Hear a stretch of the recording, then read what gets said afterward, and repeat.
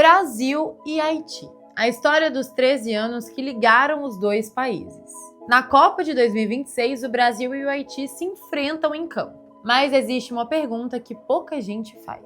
Por que o Brasil tem uma relação tão próxima com o Haiti? E não, nós não estamos falando de futebol. Estamos falando de uma história que envolveu a ONU, milhares de militares brasileiros, crises políticas e mais de uma década de atuação em um dos países mais desafiadores do continente. Uma missão que deveria durar poucos meses, mas acabou durando 13 anos. Hoje você vai entender como tudo isso aconteceu. Por que o Brasil foi escolhido, o que os militares encontraram quando chegaram ao Haiti e por que essa missão continua sendo estudada até hoje. Mas antes de começar, já se inscreve no canal, porque toda semana a gente traz histórias reais que parecem roteiro de filme, mas aconteceram de verdade. Quando pensamos no Haiti hoje, muita gente associa o país à pobreza, terremotos e crises.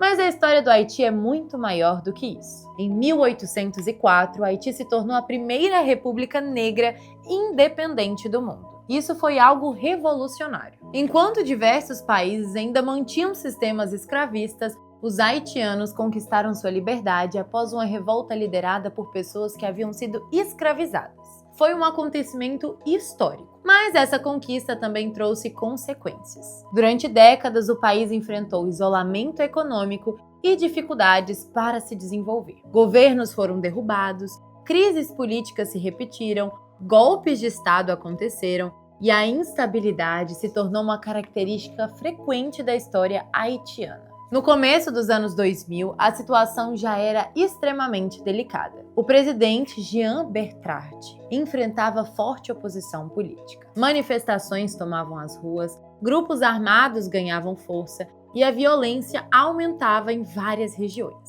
Em fevereiro de 2004, o presidente deixa o país. O Haiti mergulhou em uma das maiores crises da sua história recente. Foi nesse momento que a comunidade internacional começou a se preocupar. A ONU decidiu intervir. Com o aumento da violência e o risco de colapso das instituições do país, a Organização das Nações Unidas decidiu agir. Em junho de 2004, foi criada a MINUSTAH, a Missão das Nações Unidas para a Estabilização do Haiti. O objetivo oficial era claro: ajudar a restaurar a segurança, fortalecer as instituições democráticas e apoiar processos eleitorais. Naquele momento existia um receio real de que a situação saísse completamente do controle. O Haiti vivia um cenário de tensão política, violência armada e fragilidade institucional. A ONU acreditava que uma presença internacional poderia ajudar a reconstruir a estabilidade. Mas quem iria liderar essa missão? A resposta surpreendeu muita gente: o Brasil. Mas por que o Brasil foi escolhido? Quando as pessoas descobrem que o Brasil liderou a missão, normalmente fazem essa pergunta.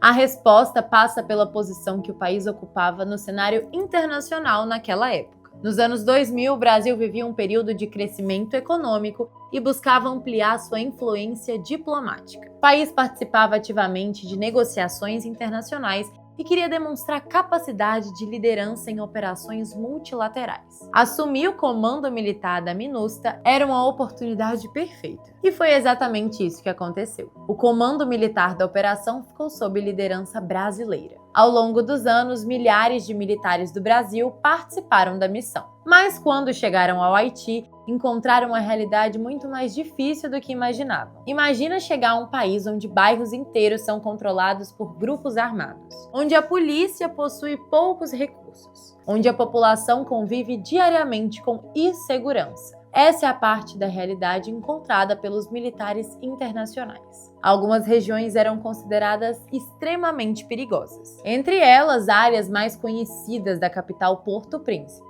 Ali, grupos armados exerciam forte influência e a presença do Estado era limitada. As operações de segurança exigiam um planejamento constante. Mas, quando a missão começava a apresentar resultados importantes, algo aconteceu. Era 12 de janeiro de 2010. Em poucos segundos, um terremoto de magnitude 7 atingiu o Haiti. O impacto foi devastador. Prédios desabaram, hospitais foram destruídos, escolas desapareceram. Órgãos públicos deixaram de funcionar e milhões de pessoas foram afetadas. Foi uma das maiores tragédias humanitárias do século XXI. A própria missão da ONU sofreu enormes perdas. A sede da organização foi totalmente destruída e funcionários e integrantes da missão perderam as suas vidas. De repente, a operação deixou de ser apenas uma missão de estabilização e passou também a atuar uma gigantesca resposta humanitária. Soldados ajudaram na remoção de escombros, na distribuição de alimentos, na organização de áreas de apoio e no transporte de suprimentos. O desafio se tornou ainda maior, mas mesmo após o terremoto, a missão continuou. E junto com os avanços vieram também questionamentos. Ao longo dos anos surgiram diferentes análises sobre os resultados dessa missão. Muitos especialistas apontam que houve avanços importantes na segurança e na realização de processos eleitorais. Outros destacam que diversos desafios estruturais permaneceram mesmo após anos de atuação internacional. Também surgiram debates sobre o impacto de determinadas operações e sobre a efetividade da presença estrangeira em um país com problemas tão complexos. Por isso, até hoje, a missão é estudada em universidades, centros de pesquisas e nas relações internacionais. E talvez seja justamente isso que torna essa história tão interessante. Ela é muito mais complexa do que parece à primeira vista. Depois de mais de uma década de atuação, a ONU avaliou que a situação havia mudado em comparação com 2004. Então, em 2017, a MINUSTAH foi oficialmente encerrada. Chegava ao fim uma das mais longas missões internacionais já lideradas pelo Brasil. 13 anos haviam se passado. Milhares de militares participaram da operação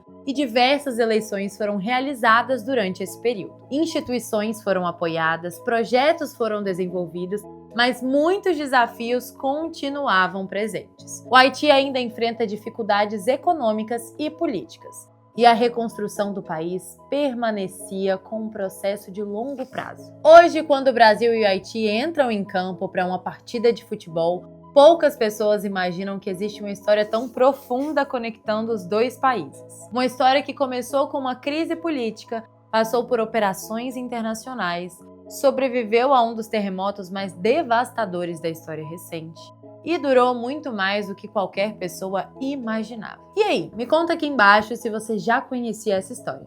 Se inscreve no canal, ativa o sininho e eu tô te esperando na próxima sexta.